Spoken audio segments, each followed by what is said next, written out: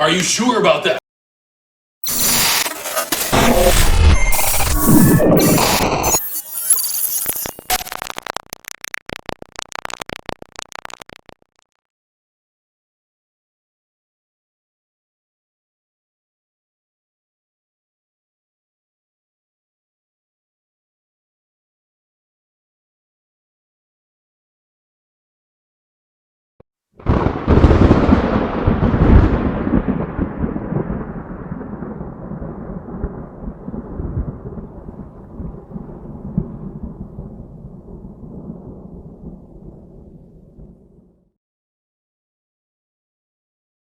The Trojans and the Achaeans are about to engage on the battlefield outside the walls of Troy.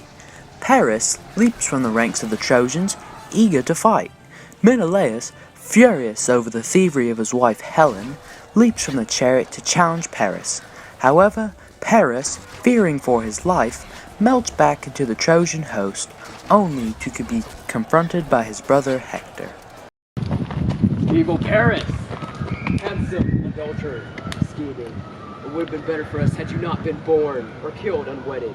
For now you and the shame of Troy, the Achaeans laugh at us. So now, I ask you, would you not stand up against Menelaus, whose wife you have taken? You have scolded me rightly, brethren, and now if you wish to fight it and do battle with Menelaus, the warlike, to fight for the sake of Helen and her possessions, then the victor shall take her and lead her to war. Hear, Achaeans and Trojans, that Paris calls you to lay aside your arms, and while he enters single combat with the warlike Menelaus, so that the victor may receive Helen and all her possessions. Father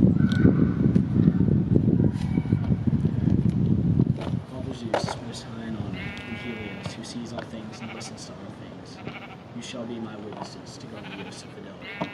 If it is that Paris shall slay me, then the Achaeans shall sail homeward, and Paris and the sons of Priam will keep Helen and all her possessions. But if it is that I shall slay Paris, then the Achaeans will take Helen and all her possessions. And if Priam and the sons of Priam are yet unwilling, after Paris has fallen, to pay me my due, then I shall fight for the sake of Helen my ransom, until I have won. Don't you dare touch me! Iris, the messenger of the gods, comes to Helen in the form of her sister-in-law. Helen is weaving in a chamber. Come with me, dear girl, to behold the marvelous things done by Trojans, breakers of horses, and bronze-armored Achaeans, who just now have carried sorrowful war against each other in the plains. And all seated in silence, the fighting is ended. They lean on their shields, the tall spears sharpened, and the ground beside them. But Menelaus the warlike and Paris shall fight against you for your possession, and you shall be called the beloved woman of the banquet. At Iris's words, Helen feels longing for Menelaus and her home across the sea. She walks out of her room onto the castle wall and approaches Priam. Come over here where I am, dear child. Down beside you. To look at your husband of time past, your friends, and your people. I am not blaming you. The gods are to blame for this war against the Achaeans. Always to me, beloved father, you are feared and respected. I wish bitter death had been what I wanted when I came hither following your son, forsaking my chamber, my kinsmen, my grown child, and the loveliness of girls my own age. It did not happen that way, and now I am warm with weeping.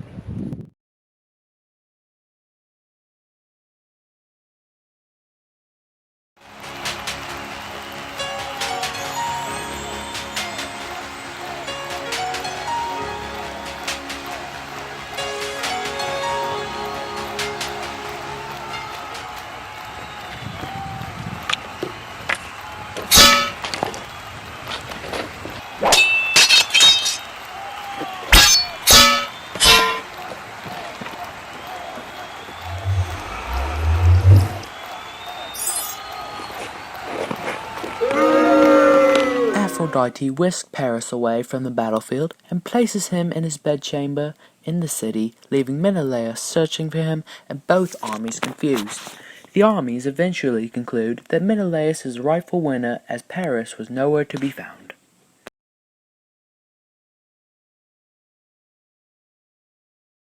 Now the gods, at the sight of Zeus, were sitting in council, gazing down on the city of the Trojans. Presently, the son of Cronos was minded to anger Hera with words of offensive. Two among the goddesses now stand by Menelaus, Hera and Athena. Yet see, here they are looking down on the fight and taking pleasure. Meanwhile, Aphrodite forever stands by her man and drives death away from him. Even now she has rescued him. Therefore, the victory is with warlike Menelaus. Let us consider then how these things shall be accomplished, whether again to stir up grim warfare between the two sides, or to make them friends with each other. If this way could be pleasing to all of us, the city of Lord Priam might still be a city that men dwell in, and Menelaus could take away with him Helen. Son of Cronos, what sort of thing have you spoken? How can you wish to make wasted all this endeavor? The sweat I have sweated until it bring evil to Priam's children. Do it then, but not all the rest of us gods will approve of you. Dear lady, what can be all the great evils done to you by Priam, that you are furious to bring down Iliad? If you could eat Priam and the children of Priam raw, and the other Trojans, then might you at last glut your anger. But do as you please. Never let this quarrel between you and me cause bitterness. But put in your thoughts this other thing that I tell you. Whenever I am eager to lay waste to some city as I please, even one in which men are dear to you, you shall not stand in the way of my anger, but shall let me do it, since I was willing to grant you this with my heart unwilling. For all the cities beneath the sun, there has never been one nearer to my heart than that of Iliad, and the people of Priam. Never yet has my altar gone without sacrifice. Of all the cities, there are 3 dearest to my heart, Argos, Sparta, and Mycenae. All these, when they become hateful to your heart, sack utterly. If I would bear malice and ask you not to destroy them, I would accomplish nothing, because you are far stronger. Yet my labor should not go unaccomplished. I am likewise a god. Come then, in these things let us both give way to each other so that the gods may follow. Give order to Athena to go visit the horrible war on the Achaeans and Trojans, and try to make it so that the Trojans are first offenders. When I, in a flash of speed, go down the pinnacles of Olympus, the Trojans and Achaeans will speak to each other and say, surely now there will be evil war and terrible fighting, or else no friendship is being set between both sides by Zeus, who is appointed Lord of the wars of mortals. And with Athena's grand exit, the stage was set for Pandarus' deadly mistake that would cause the war to rage on. Athena, in the likeness of a man, emerged among the Trojans assembled, searching for Pandarus. She found him, a man blameless and powerful. About him were the ranks of those who followed him. She stood beside him and spoke to him. Wise Pandarus! Son of Zeus, you scared me. Would you now let me persuade you that you might dare to send a flying arrow against Menelaus, and with glory and gratitude on the side of all Trojans, particularly Paris, were he to see Menelaus struck down by your arrow? Come then, let go an arrow against haughty Menelaus. But first, make your prayer to Apollo, the archer. I make my prayer to Apollo the Lightborn, the glorious archer. I will accomplish a grand sacrifice as lamb's firstborn when I come home again to the city of sacred Iliad. I now draw my bow, holding the grooves in the bowstring, bringing the string against my chest. Grant my prayer, O Apollo.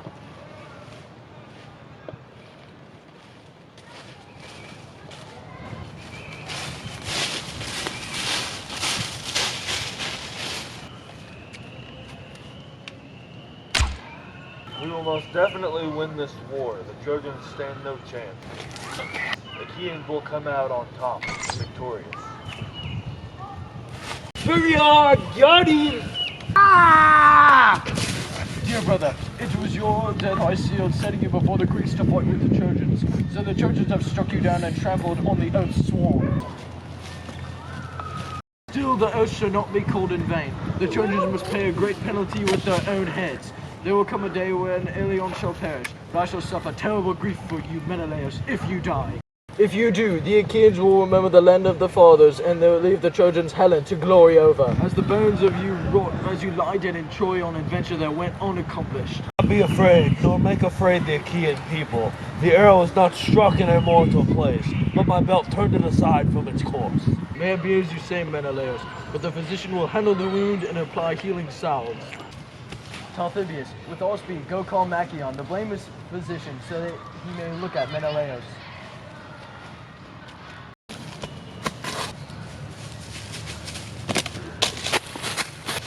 Achaean, Menelaus is wounded. You need to tend to him.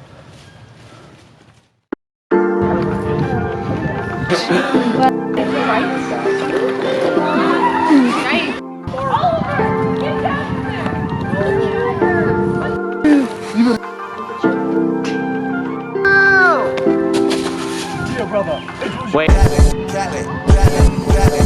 bad bitch, she do what I say so. 2 big 40s and a big Draco. 3 more millions when you ask how my day go. Put up a phone, now the blueberry fango. 1 false move and we straight to the source. 2 small bands just to take you out real quick. 3 more, pull up, yes how it goes. Big bands, I'm coming straight. 1 bad bitch, she do what I say so. 2 big 40s and a big Draco. 3 more millions when you ask how my day go. Put up a phone, now the blueberry fango. 1 false move and we straight to the source. 2 small bands just to take you out real quick. 3 more, pull up, that's how it goes. Big bands, I'm coming. I'm on my, yeah. We some rock stars and I'm on my. Alright. Been waiting all day for this. TV, some popcorn. Ooh, let me get some of that. Yummy. Let's see what's on. Welcome back, ladies and gentlemen, to the 9th annual Murder Bowl. I, have you forgotten, am your commentator for the evening, Bane, Dramaged, and just before we cut to the commercial break, the Trojans were just wiping the Greeks off their feet. Let's see if the Greeks can answer to the Trojans' crimes. Listen here, guys. You better get in there. You better kill everyone you can. If you don't, you're coming back on the bench. You hear me? Get out there. Okay. Well, since I gotta do this the hard way.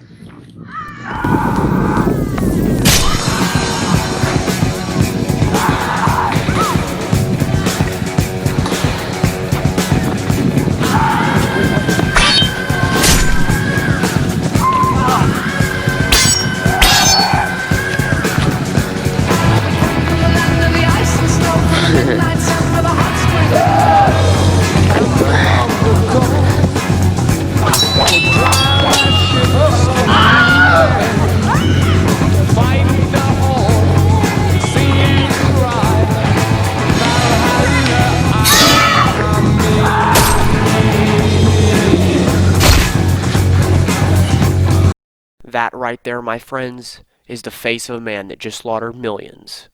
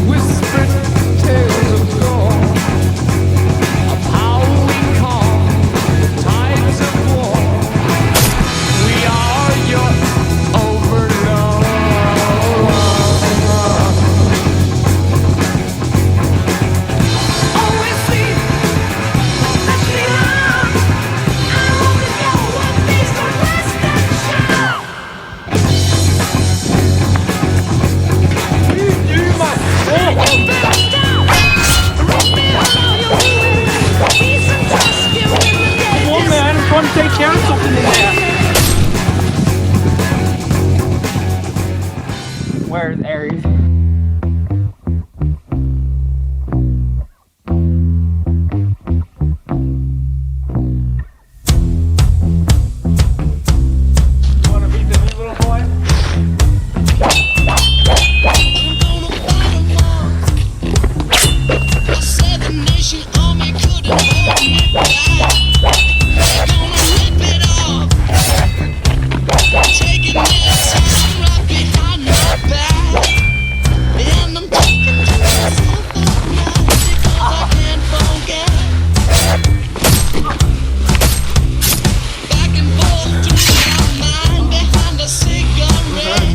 Good day at the office, I would say.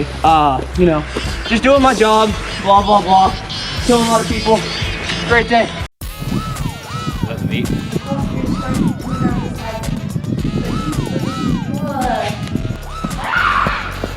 Who's appointed Lord of the War. That was literally... Blake, what's up the rules for breakfast today? it to fight for the sake of Helen and her possessions. The victor shall take. Yeah, it's good. It's Always to me, beloved. hold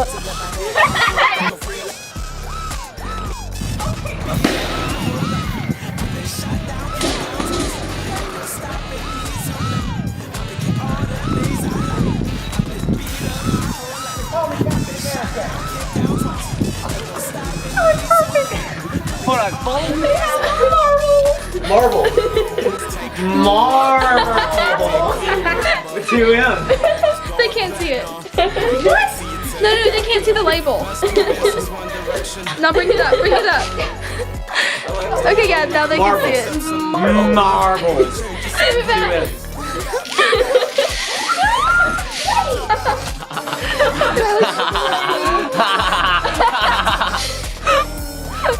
He dropped the marbles. Finish those marbles. Alright, we're good. Like, I think what I'm gonna do is just make sure I get it right. I'm gonna say the first half on the first chord, and then.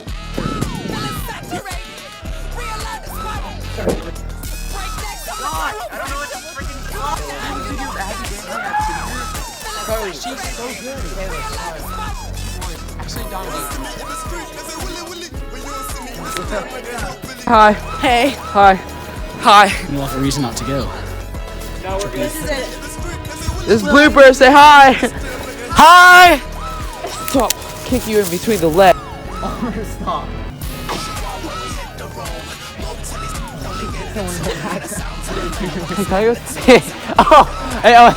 Hold on, I gotta fix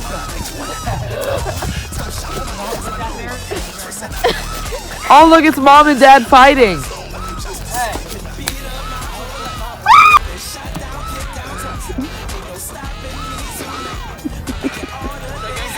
Perfect. Oh my gosh. No, I was watching this movie. It's a struggle. Who's watching this? It's a struggle. And the film is gonna be produced, it's gonna be produced well. Let's just go with that. Also, I'm not old, I just look old because I have that on. So yeah, that's happening. We're long and I'm barefoot and I'm struggling really bad. I'm old, I'm tired, and I give up. I can't do this anymore. I quit. Show it in the school. Okay. Let's just dance. Everybody's dancing. I find style when you smile.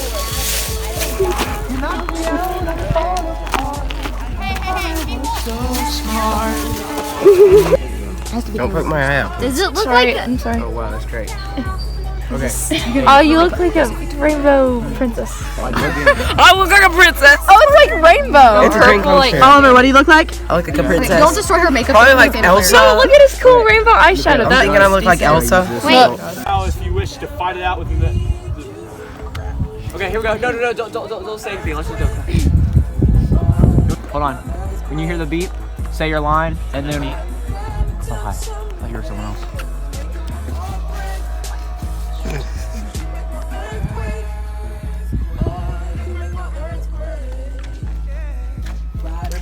Will, you're supposed to hit Mose.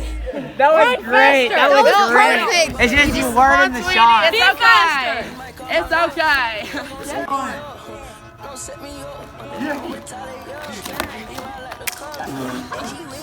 Will.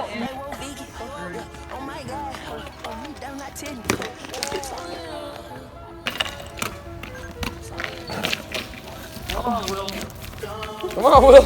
Calm down, baby. Calm down. Bye, Mouse. Cheeks. I mean, yeah. Let's show him how. Let's show him how we. Yeah, let's show him how we. Look open the phone. So it looks like it's more hitting. Yeah, I'm gonna be famous.